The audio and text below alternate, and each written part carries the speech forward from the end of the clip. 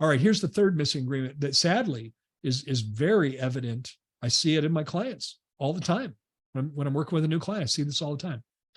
They have a beautiful website, Naren. I mean, like a website that if there was a category at the country fair and they gave ribbons out, blue ribbons, they would get a blue ribbon for how beautiful their website is.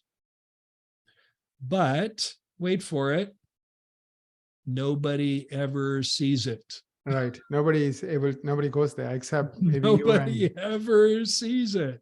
Right. So they have this beautiful website that nobody sees. Why don't you talk about that for just a minute, Naren, because you can school all of us on that one. Absolutely, Gary. And I think it's not the dentist's fault that nobody ever sees it, but let me explain why I'm saying it's not necessarily the dentist's fault.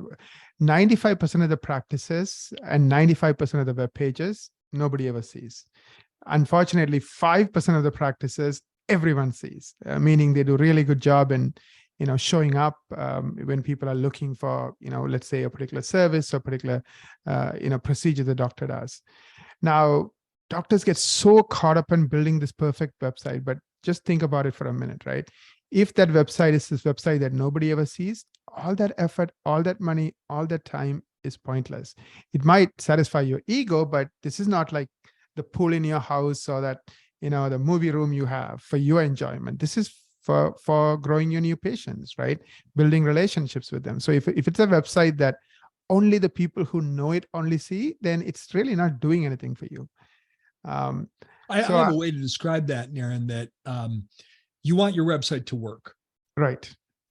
And a website works as if it shows up on page 1 of a Google search. Exactly. That's a litmus test.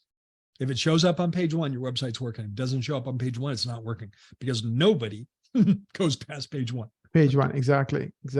So here's a quick litmus test. And you have to be careful about how you test this, because if you do it from your phone or your laptop or your tablet, it's likely to give you false information because your ISP is uploaded there and Google recognizes that.